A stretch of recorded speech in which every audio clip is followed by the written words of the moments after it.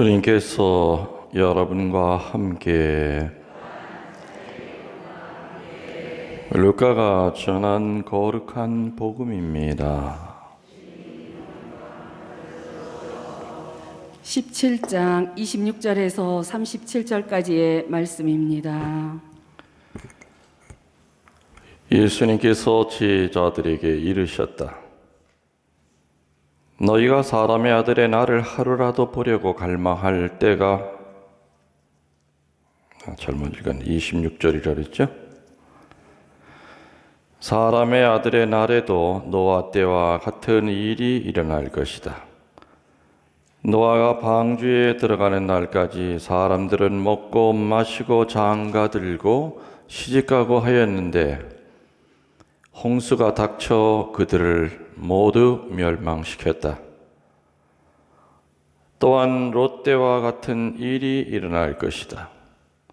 사람들은 먹고 마시고 사고 팔고 심고 짓고 하였는데 롯이 소돔을 떠나 그날에 하늘에서 불과 유황이 쏟아져 그들을 모두 멸망시켰다. 사람의 아들이 나타나는 날에도 그와 똑같을 것이다. 그날 옥상에 있는 이는 세간이 집안에 있더라도 그것을 꺼내려 내려가지 말고 마찬가지로 들에 있는 이도 뒤로 돌아서지 마라. 너희는 롯의 아내를 기억하여라. 제 목숨을 보존하려고 애쓰는 사람은 목숨을 잃고 목숨을 잃는 사람은 목숨을 살릴 것이다. 내가 너희에게 말한다. 그날 밤에 두 사람이 한 침상에 있으면 하나는 데려가고 하나는 버려둘 것이다. 두 여자가 함께 맷돌질을 하고 있으면 하나는 데려가고 하나는 버려둘 것이다. 제자들이 예수님께 주님, 어디에서 말입니까? 하고 묻자 예수님께서 그들에게 이르셨다. 시체가 있는 곳에 독수리들도 모여든다. 주님의 말씀입니다.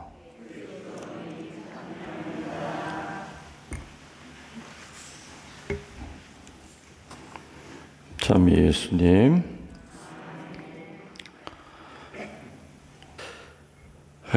어제 목요일 복음도 그렇고 오늘에 이어서 오늘 금요일 복음도 바로 예수님의 재림에 대한 이야기가 나옵니다. 중간 이하부터는 어떤 얘기가 나오겠습니까? 엄격한 개인 심판, 개인 구원이다. 부부가 침상에 같이 있다가도 구원받을 자는 하늘로 올라가지만 구원받지 못할 자는 혼자 발만 동동 구를 거다. 여인들 둘이서 맷돌질 하다가도 하나는 천국으로 들여 올려지고, 다시 말하면은 아무리 내 부인이 성녀처럼 살았다 하더라도 그 덕에 남편이 나 성당 안 나가고 대충 살아도 우리 마누라가 아주 최고 신자니까 그게 통하지 않는다는 얘기죠. 엄격한 개인 심판. 한평생 너의 주변에 선한 사람이 바글바글 대도 그 마지막 날에는 선한 사람, 착한 사람 옆에 살았다고 해서 그것이 이유가 돼서 천국 갈 이유가 안 된다 이겁니다. 각자가 자기 구원은 자기가 책임져야 되는 거다 이 얘기죠. 조상 가운데 복자가 있고 조상 가운데 성인이 있고 우리 식구 가운데 신부가 맷이 있다 하더라도 수녀가 있다 하더라도 결코 그것 때문에 내 딸이 수녀인데요 심판대에서는 그렇게 통하지 않는다는 얘기입니다. 각자의 구원은 철저하게 각자가 지켜야 된다. 그 얘기죠.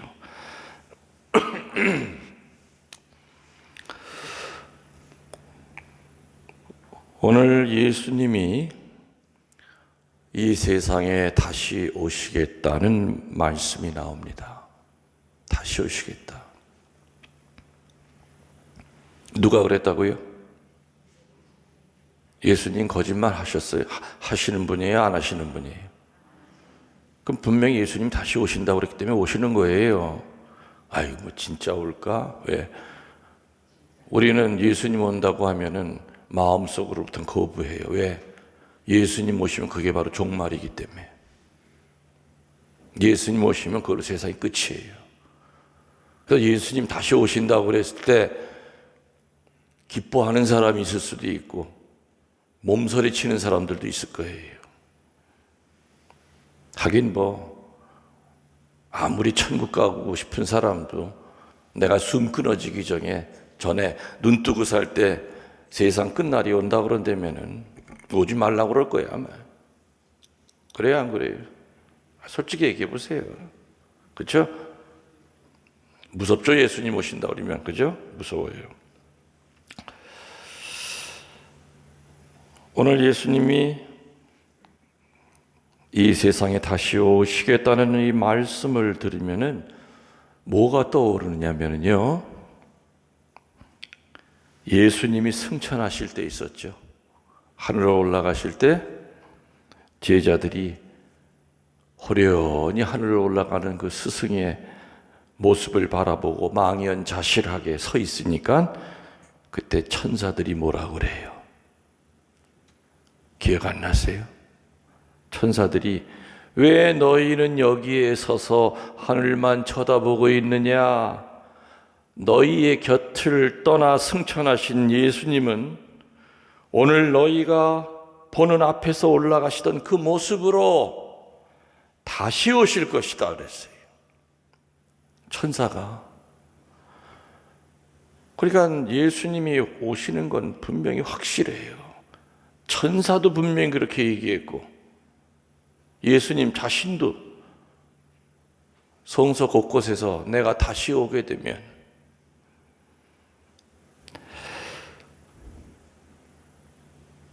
예수님이 이 세상에 다시 온다는 그때가 어느 때인지는 모르지만은 우리는 그분이 오시는 날이 바로 세상 종말이라는 것을 그분의 가르침을 통해서 알 수가 있다는 겁니다.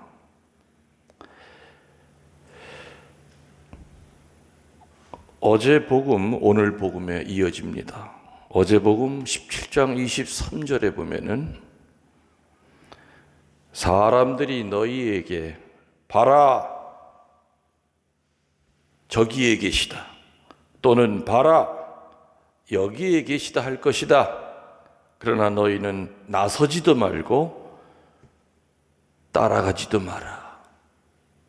다시 말하면 거짓 예언자들이 여기저기서 나타나서 봐라 이분이 재림하는 예수님이야. 봐라 이분이 예수님 다시 재림하신 분이야. 그러다 하더라도 따라가지 마라. 부활신앙을 체험했던 그 초대 교회에서도 지금과 비슷한 일들이 분명히 있었던 것 같아요. 그렇기 때문에 성경에 이런 얘기들이 많이 적혀 있습니다. 아무튼 그때라고 하는 것은 주님의 재림과 세상 종말이죠. 마태복음 24장 1절에서도 제자들이 예수님에게 궁금해서 묻습니다. 스승님이 다시 자꾸 오신다고 그러는데 그 다시 오실 때나 세상 끝날이 날 때 어떤 징표가 일어나겠지? 날 겁니까? 예수님이 쭉 설명하시잖아요. 마태복음에서. 그 설명하는 것이 쭉 나와요. 5개가 쭉 나와요. 오류가 퍼질 것이다. 교회 안에. 독성죄가 만연할 것이다. 전쟁과 기아가 온 세상에 퍼질 것이다. 이 세상 자연이 망가질 것이다. 그래서 자연이 인간에게 복수할 것이다. 거짓 예언자들이 출몰할 것이다. 인간에게 사랑이라는 게 없어서 무법천지가 될 것이다. 그리고 하느님의 말씀이 전 세계에 퍼져나갈 것이다. 바로 이러한 징표들이 일어났을 때가 바로 내가 가까이 온 것으로 너희들 짐작하거라. 그리고 준비하고 있어라.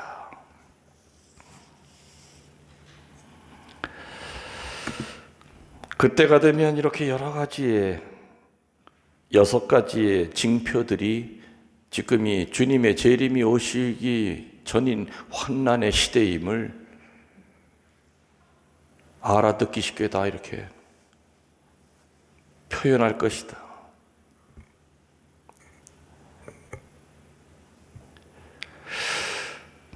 지금 분명히 우리들은 환난의 시대입니다. 내년이 어떻게 세상이 바뀔지 모르고 뭐 백신이 뭐 어떻게 저쩌고 뭐 지금 뭐 주가가 뜨고 뛰고 뭐 이제 뭐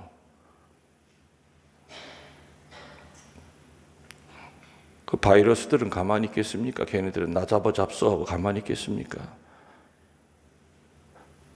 바이러스라는 이름이 아니라 또 딴 이름으로 또 뭐가 또 나올 겁니다. 계속해서 이 모두 인간이 만들어낸 괴물들이죠. 괴물들이에요. 이러한 시대에 우리는 과연 뭘 따라가야 되느냐? 어디가 동쪽이고 서쪽이고 남쪽이고 북쪽이고 뭘 따라가야 되느냐? 결론부터 얘기하면은 우리 신자들은 교도권을 따라가야 됩니다. 뭘 따라가야 된다고요? 교도권. 교도권을 통해서 가르쳐주는 교회의 가르침을 나침판으로 알고 따라가면 됩니다. 그러면 적어도 손해는 안 봅니다. 근데 교회 밖을 벗어나서 교회 안에 있다 하더라도 그 교도권을 통해서 들려오는 하느님의 가르침에 무관심한 되면은 눈 떠서 잠잘 때까지 불안하고 우울하고 어떻게 해야 될지를 분명히 모를 거예요.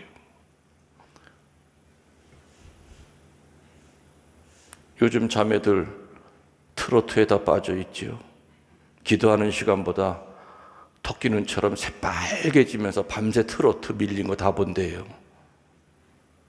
성경 읽는 건 하루에 한 장도 안 읽으면서 내 팬 누구에게 보낼 편지 쓰고 내 팬 누구에게 보낼 김치 담그고 있고 그런데요. 혹시 여기도 그런 인간 있기만 해봐라. 내 김치나 좀 담가줘. 내 김치나. 난 김치만 하나만 있으면 나 잘 먹으니까. 그런 취미 생활에 빠지고 세상이 주는 그거에 빠진다고 이 마음의 불안이 가셔지는 건 아닙니다. 우리 신자들이 따라가야 될 것은 제일 첫째 자리에 바로 교도권. 교회는 교도권에 의하여 옳음과 틀림에 대한 식별의 근거로 삼습니다. 교도권이라는 게 뭡니까, 여러분들? 들어보시긴 들어보셨습니까? 교도권이라고 하는 그 단어를. 교도권이라는 그 말 뜻은 뭐냐? 교황과 주교들의 권위 있는 가르침이나 가르치는 권한을 교도권이라고 얘기합니다. 12사도로부터 이어 내려오는 그 계승자인 교황과 주교들이 성령에 의해서 올바른 교회의 길을 인도하는 것을 우리 교회는 2000년 동안 믿어 내려왔습니다. 아멘. 그래서 이런 시대에는 일단 교도권에 귀를 기울이고 살아야 됩니다. 교도권의 그 가르침을 귀를 기울여야 됩니다. 하느님의 백성이 혼란을 겪고 있을 때 교회는 공식적으로 입장을 발표합니다. 교회가 공식적인 입장을 발표하기 전에는 우리 신자들은 절대 동요해서는 안 됩니다. 예를 들어서 얼마 전에 지금 교황님이 동성애자들을 인정한다, 그런 얘기 때문에 전 세계가 한번 또 난리쳤죠. 실제로 내막을 들여다보면 그게 아니에요. 그때 인터뷰했던 그 인간들이 짜집기를 해서 만들어낸 거예요. 그래서 교황님은 그 다음번에 또 발표하셨어요. 뭐라고? 동성애자들은 우리 교회에서는 사회혼도 인정 안 하고 나아가서는 교회혼도 인정 안 한다. 교회 안에 결혼은 인정 안 한다. 다만 그들도 인간이기 때문에 그들의 인권은 존중해 줘야 된다. 원래 이런 얘기를 인터뷰를 하셨던 거예요. 근데 그거를 인터뷰하는 사람들이 앞뒤는 다 잘라먹고 교황님이 동성애자들 다 인정한다, 이렇게 나간 거죠. 동성애자들도 그들의 인권이 있으니까 그 인권은 존중해 줘야 되지만은 교회의 입장은 여전히 동성애는 사회혼도 인정 안 되는 거고, 그리고 교회혼은 더더군다나 안 된다는 거죠. 그 잠깐 동안이지만은 우리 천주교 신자들은 혼란을 겪고 있었고, 천주교를 밖에서 바라보던 사람들도 아이고 이제 천주교 이제 개판됐구만, 개판됐어, 그런 소리 했었어요. 그래 실제로 아니잖아요, 그죠? 우리 천주교는 2000년 동안 참으로 다양한 자산을 갖고 있는 교회입니다. 물론 시행착오도 있었지만은 성령께서는 교회를 지켜주셨음을 우리는 믿어야 됩니다. 그래서 우리 신자들이 제일 먼저 귀를 기울이고 따라가야 될 중요한 영적 등대는 교도권을 통해서 가르쳐 주시는 교회의 가르침입니다. 물론 인간의 그 타락적인 삶은 세상 종말을 부를 수 있습니다. 온난화가 누가 만들어 놓은 겁니까? 소들이 만들어 놓은 겁니까? 아니면 고라니가 만들어 놓은 겁니까? 우리 인간들이 만들어 놓은 결과가 온난화죠. 온난화를 비롯해서 인간의 이기심이 만든 자연 파괴를 보더라도 인간의 욕망이 스스로 세상의 종말을 분명히 부를 수 있습니다. 하느님께서는 선 하나도 안 되더라도 인간 스스로가 이렇게 파멸의 길로 가고 있는 겁니다. 그렇지만 그날과 그 시간은 누구만이 아신다고요? 오로지 하느님만이 그날과 그 시간을 아십니다. 그래서 우리들은 이 세상이 더없이 악으로 기울어져 있다 하더라도 이 종말론적인 두려움에 휩싸여서 떨기보다는 포기하지 말고 선을 위해 최선을 다하는 모습을 보이는 것이 바로 우리들의 소명임을 잊어서는 안 될 겁니다.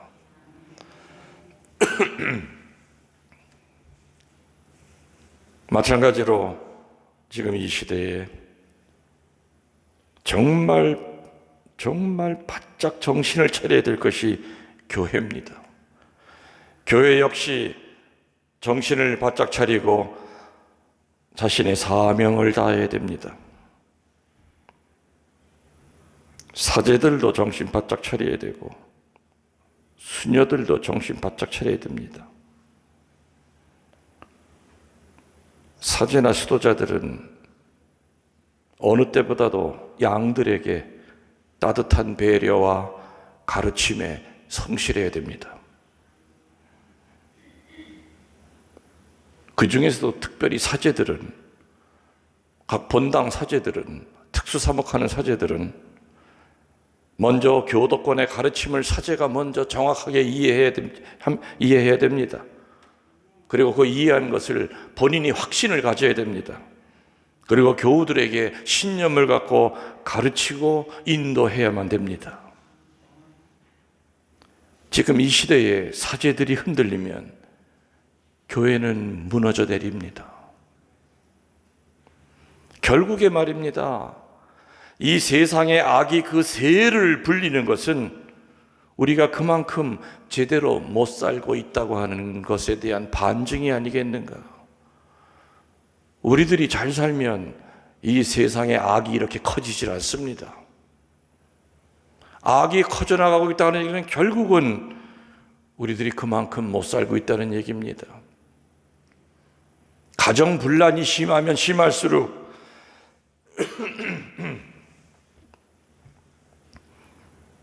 부모들이 제대로 못 살고 있다는 얘기와 똑같은 겁니다. 교도권의 가르침에 귀를 기울이면서 이 혼란한 시대에 우리들은 종말론적인 두려움에서 벗어나 기쁨 가운데 살려고 애써야 됩니다. 기쁘게 살다가 설령 우리들이 살아있는 이 시대에 예수님이 오시고 종말이 오면은 기쁜 거 아닙니까? 근데 엉망진창으로 살다가 우리 시대에 그날을 맞이하면은 우리는 둘이 맷돌질하다가 하나 내버림을 받는 바로 그 처지에 빠지게 됩니다. 저는 요즘 강론 준비를 하면서 더더욱 정신이 바짝바짝 듭니다. 강론 준비를 하면서 글자 하나하나를 헛되게 얘기하면 안 되겠다. 정말 이 혼란스러운 시대에 지금이야말로 사제들의 역할이 얼마나 중요한가.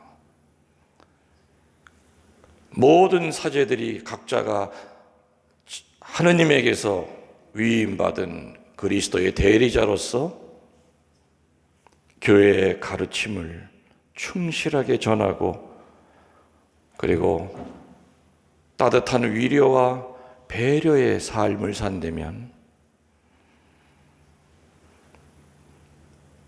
낮이 길어지면 밤은 짧아지게 되어 있습니다. 선이 커지면 악은 줄어들게 되어 있습니다. 빛이 강한 곳에는 어둠은 들어올 자리를 잃습니다. 오늘 예수님께서 세상 종말에 대한 이야기를 하시면서 내가 다시 올 때 이런 일들이 벌어질 것이다. 엄격한 개인 심판이 있을 것이다. 그러니 정신 차려라. 죽음이 있는 곳에 독수리 떼가 들끓는다. 독수리는 썩은 것을 먹고 삽니다. 우리들이 시체처럼 살면 마귀가 우리 살을 뜯어먹으러 온다 그 뜻입니다. 알아들으시겠습니까? 숨만 쉬고 살지 영적으로는 시체처럼 썩은 냄새가 풀풀 나는 죽음의 모습으로 살아갈 때는 독수리가 시체 뜯어먹듯이 마귀가 우리 뜯어먹으려고 발톱으로 뜯어내고 주둥아리로 뜯어내면서 얼마나 비참한 존재가 되겠습니까? 오늘 예수님께서 얘기하신 맷돌질 하다가 하늘로 못 올라간 그 여인, 같은 침상에서 자다가 내버려둔 그 여인, 그 남자인지 아무튼 그 여인인지, 다시 말하면 구원받지 못한 그 사람들은 독수리 떼가 달려와서 뜯어먹는다는 그 뜻입니다.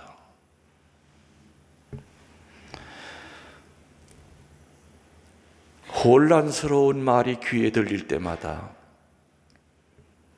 사제들은 방향을 바로바로 그때그때마다 잡아줘야 됩니다.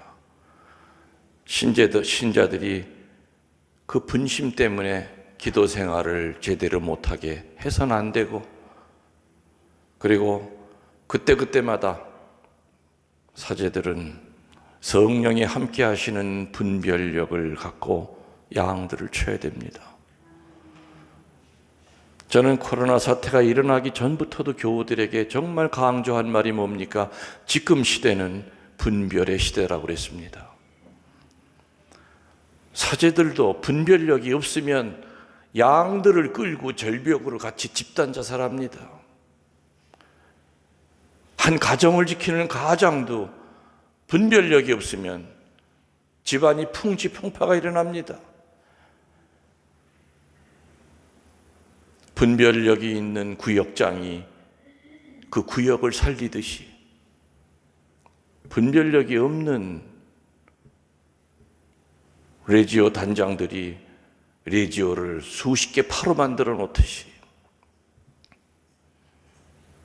지금 시대는 똑똑한 신부가 필요한 시대가 아닙니다. 지금 시대는 많이 배운 수녀들이 필요한 시대가 아닙니다. 지금 시대는 탤런트가 많은 교우들이 필요한 시대가 아닙니다. 분별력이 필요한 시대다. 근데 그 분별력은 어디서 나오느냐? 상티타스, 거룩함에서 나옵니다. 거룩하게 살지 않으면서 어찌 분별을 바라겠습니까?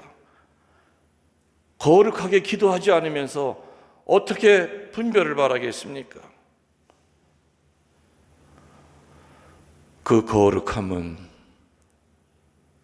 겸손한 기도에서 나옵니다. 겸손하게 기도하는 자는 나도 모르게 거룩해집니다. 거룩한 생각을 하게 되고 거룩한 행동을 하게 됩니다. 겸손한 마음으로 기도하는 자는 거룩함이라고 하는 영적 선물을 받습니다. 그 거룩함 안에서 뭐가 나온다고요? 세상을 지혜롭게 살아가는 분별력, 영적 분별력이 나옵니다. 사제들도 기도하지 않으면 거룩해질 수가 없고, 거룩하지 않은 사제에게 이끌림을 당하는 신자들은 불행합니다.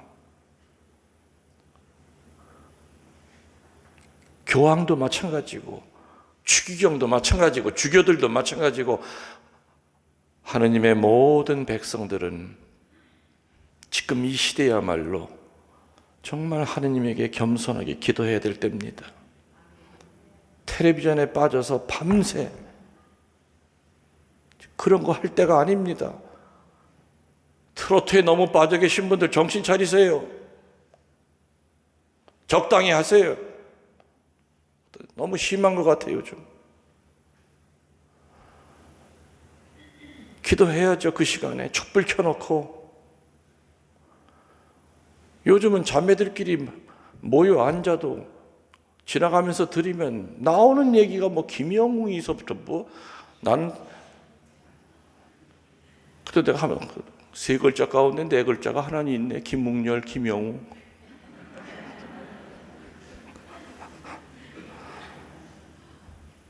교우들끼리 모이면은 우리 어떻게 하면 기도 잘할 수 있을까? 그 말이 나와야죠. 어떻게 하면 이 시대에 분별을 청할 수 있을까? 그런 말들이 나와야죠. 모든 것이 지나치면 모자라는 것만 못합니다. 말뜻을 이해하시지요? 그러니까 어떤 교우들이 그래요. 내 강론 듣고 거기다 댓글에다가 신부님 맞아요. 언젠가 내가 그랬어요. 그 강론 제목에 트로트 가수한테 밀리는 예수님이라고 하는 제목으로 지난주에 평일복음 내가 제목을 유튜브에다 올렸더니 댓글을 답디다. 자매들이 맞아요 신부님. 나도 모르게 거기 빠졌어요. 그전엔 그래도 기도 생활 잘하고 성서도 좀 써내려가고 그랬는데 가만히 뒤돌아보니까 밀린 거 트로트 다 보느라고 그 다음날은 더 피곤하고 기도도 못하고 평일 미사도 나가던 제가 그 트로트 때문에 평일 미사도 못 나가고 있습니다. 오늘 신부님 강론을 계기로 정신 차리고 오늘 분별해 주셔서 감사합니다.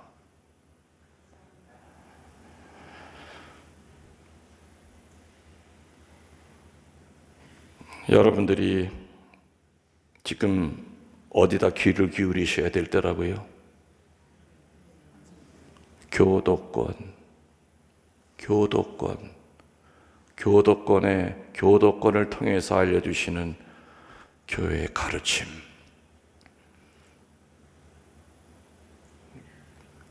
그래서 그 가르침을 해석하고 전달하는 사제들이 지금 참으로 중요한 역할을 해야 될 시대입니다. 그 사제들은 정말 기도하고 말씀을 가까이 해야 되고, 그리고 그 안에 녹아있는 여러 가지 하느님의 보물을 잘 캐내서 신자들이 지치지 않게 해야 되고, 두려워하지 않게 해야 되고, 주저앉지 않게 해야 되고, 하느님 멀어지지 않게 해야 되고, 다시 힘을 내서, 그래, 주님 재림하신다고 할 때 그전에는 무서웠는데 이젠 무섭지 않아. 그래, 그날이 언제 어느 때라도 주님 기쁘게 맞이할 수 있는 그런 모습으로 살아가야지. 이런 자세가 되게 도와줘야 됩니다. 그래서 교우들은, 한국에 있는 모든 교우들은 정말 지금이야말로 여러분들의 본당 사제를 위해 기도해야 될 때입니다. 우리 신부님에게 분별을 주셔서 양들을 지키는 데 부족함이 없게 해주시고, 우리 신부님의 그 말씀 하나하나가 치유의 능력 있게 도와주시고, 어둠에 사로잡혀 있는 양들에게 우리 본당 신부님의 그 말씀이 구마의 능력으로 바뀔 수 있도록 도와주시고, 각자가 자기 본당 사제들을 위해서, 그리고 마귀가 사제들을 거꾸로 틀리지 않게끔 신자들의 기도로 벽을 쌓아줘야 될 때가 지금이 아니겠는가. 죽음이 있는 곳에는 독수리떼가 모여든다는 말 뜻을 이제 알아들으셨죠? 아마 그 전에 읽으셔도 이게 무슨 뜻일까? 죽음이 있는 곳에 독수리떼 있다는 얘기를 왜 갑자기 끝에서 이렇게 하셨을까? 하느님 없이 사는 사람들, 세상 끝이라고 살아가는 썩은 냄새가 나는 그런 사람들은 마귀가 볼 때는 시체입니다. 뜯어먹어야 될 밥입니다. 그런 비참한 삶을 살지 말고, 종말론적인 두려움에 떨지 말고, 가능한 한 성체 자주영하면서 어떤 일이 있어도 묵주 손에 놓지 말고, 힘들고 어려울 때마다 성령께 분별을 청하면서 이 환난의 시대 슬기롭게 대처하도록 합시다. 아멘.